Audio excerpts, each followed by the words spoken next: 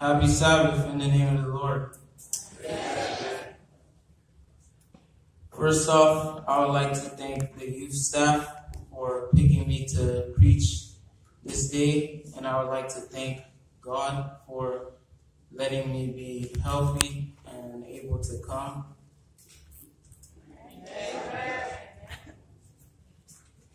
I am very happy this morning because I am speaking in the name of the Lord. To tell you the truth, it is not easy for me to speak in public because I am a shy person on stage. But when I realize what God has done for me, I have decided I have to speak for Him no matter what. When I realize what God has done for my family, especially for my brother who is in Haiti, I feel that I am compelled to talk for my God.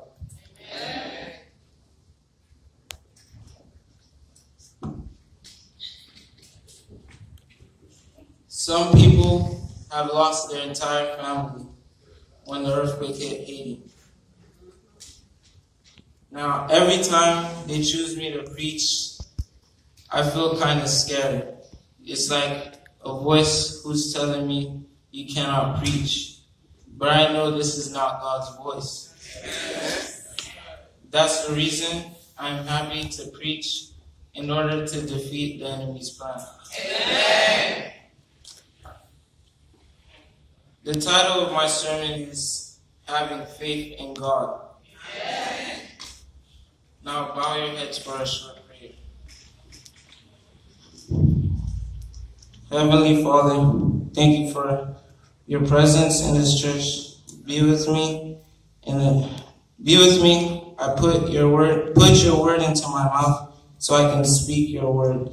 Bless this congregation. In the name of Jesus I pray. Amen.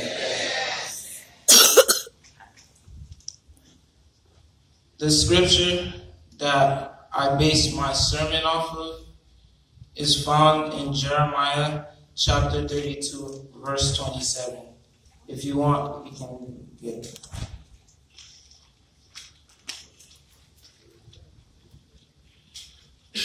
And it reads, Behold, I am the Lord, the God of all flesh.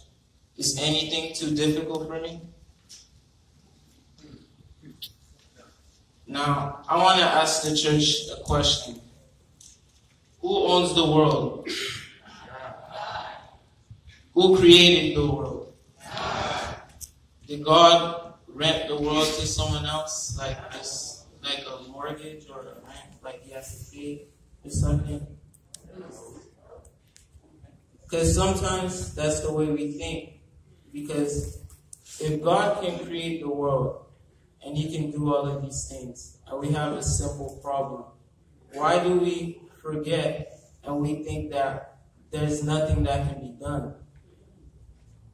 Often we think because our trial is too big for us, that it will be too big for God. But God is able to handle anything we go through. And He does that for every person who calls for Him. Sometimes we have problems like bills or relationships and many different situations that cause us to lose hope. But we forget that our God is the same God that parted the Red Sea. If God can do the countless miracles He did in the past, why doubt Him now? Many times, my parents would be in a tough situation and they wouldn't have enough money to send to Haiti to take care of our family. And then they would talk and say they don't have money for water, they can't feed anyone, they don't know how they're going to feed the kids, and it would sound really bad. But in the end, they would say, God has control. God knows what He's doing. Now, what I believe is the first thing every Christian should put in their minds is that God only wants the best for you. He will only do the best for you.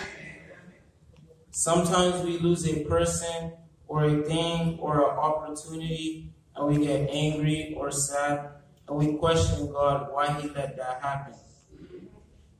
Right now, a lot of people are dealing with the pressures of immigration. President Trump has shown no sign of mercy and looks like he wants to send everyone home. But if you believe in God, there is nothing He cannot do. Nothing is impossible for God. This is the moment where you have to show that you have faith in God. Because one thing we have to remember is that Trump is just a person. Like God knows what is best for you. It's easy to say that we believe when everything is fine. But when the trouble comes, we lose faith or believe that God has forsaken us. And another thing that you need to remember about this immigration thing is that it doesn't matter if Trump wants to send us home or kill us all. He has to go to God first. This is the time to show your faith in God. In conclusion, I don't know what's happening in each of your lives right now. It could be immigration, it could be health issues, it could be both, it could be anything else. No matter what you are facing right now, I want you to remember that God is always in control. And will always do the best for you. You can always have faith. He will deliver you. And I'm going to leave you with this verse, found in Isaiah chapter 54, verse 17.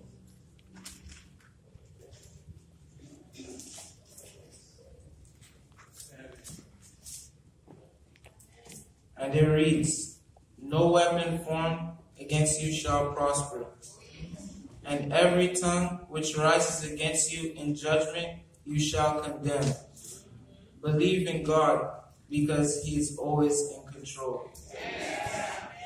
May God bless you all.